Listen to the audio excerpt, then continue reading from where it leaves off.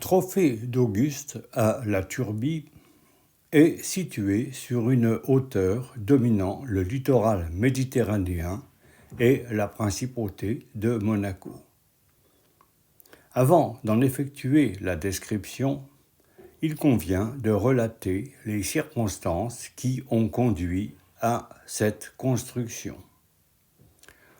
Pour cela, il me faut revenir à la carte de l'Empire romain vers 36 avant Jésus-Christ. Cette carte montre qu'entre la province de Ligurie et la Gaule dite cisalpine d'une part et la Narbonnaise d'autre part, il existe une zone non conquise au niveau des Alpes. Cette zone correspond à des tribus isolées et non soumises. Seule une étroite bande de terre permet la liaison entre l'Italie et la Gaule. Une carte plus détaillée montre que l'étroite bande littorale correspond à la région de Nice. Nice, rappelons-le, fut une colonie grecque de Marseille avant d'être attachée à la région romaine de Ligurie. C'est à l'époque du principat d'Auguste que les tribus alpines furent vaincues et incorporées à l'Empire. Afin de mieux les contrôler et aussi de permettre de relier l'Italie à la Gaule et à l'Espagne, une route de crête dominant le littoral fut construite, la Via Julia Augusta. Il est possible de suivre son parcours de Gênes à Arles, car nombre de routes actuelles sont situées à l'emplacement de l'antique voie romaine.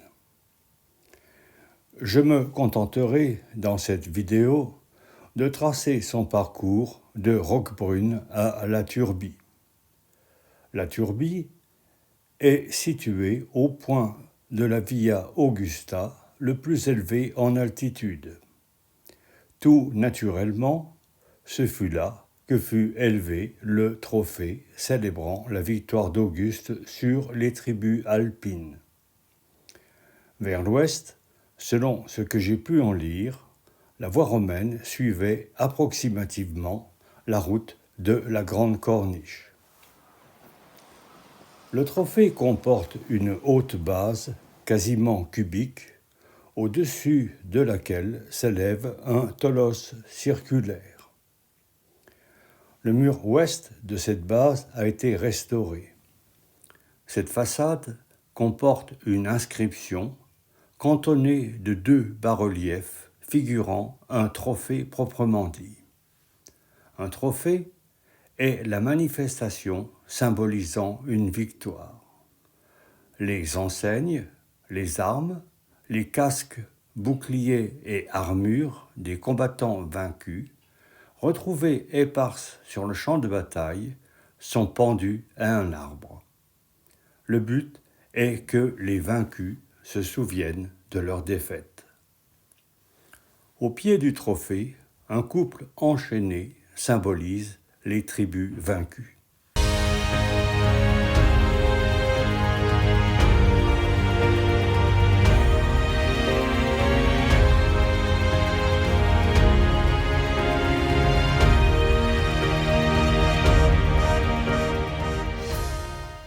Entre les 2 trophées se développe une grande inscription comportant 2 parties. La partie supérieure se compose de la dédicace à Octave Auguste. Déchiffrons ensemble cette inscription. Le premier mot, imperator, est un titre normalement donné à un général vainqueur le jour de son triomphe. Octave Auguste l'a inséré dans son nom, indiquant donc qu'il est toujours vainqueur.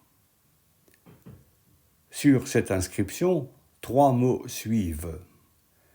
Il rappelle que Octave Auguste est le fils de César, divinisé après sa mort. Le terme d'Auguste a été attribué à Octave par le Sénat.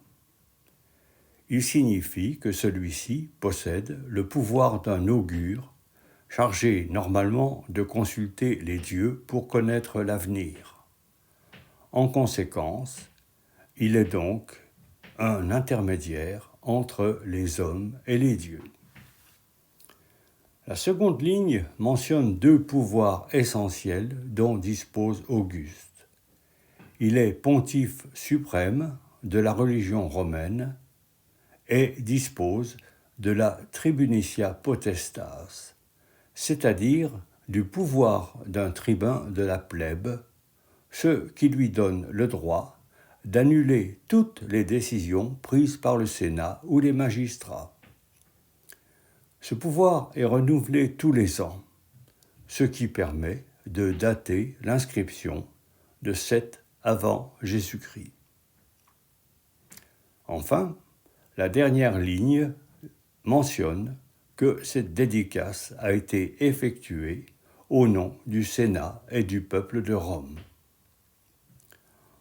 En dessous sont inscrits les noms de toutes les tribus qui ont été vaincues lors de cette guerre. Le podium est surmonté du sanctuaire. Il se composait autrefois d'une cella circulaire entourée d'une colonnade à chapiteaux doriques. Cette colonnade est surmontée d'un entablement comportant une alternance de métopes sculptés et de triglyphes. Le bâtiment circulaire central a été modifié à l'époque médiévale pour créer une tour de défense. On en voit encore les arcatures du niveau supérieur.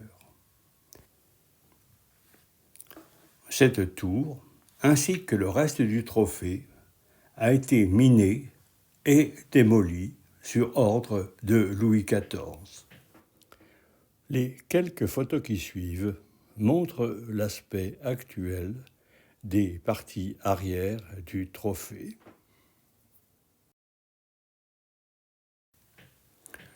Une reconstitution en maquette a été effectuée de ce trophée.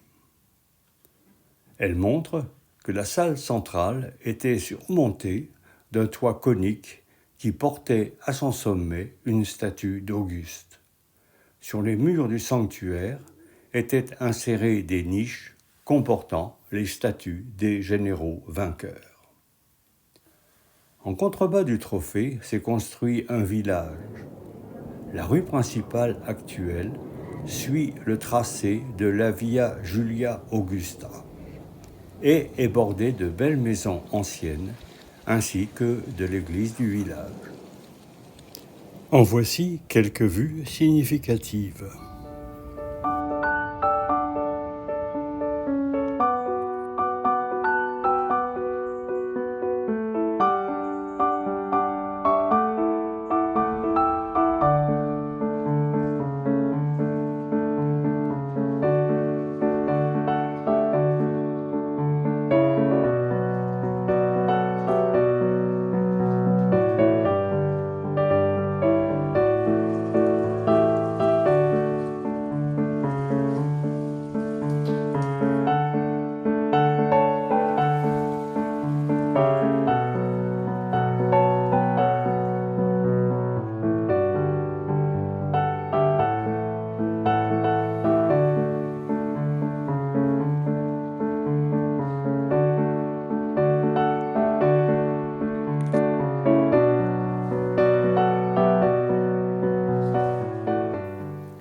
On sort de ce village par une porte fortifiée.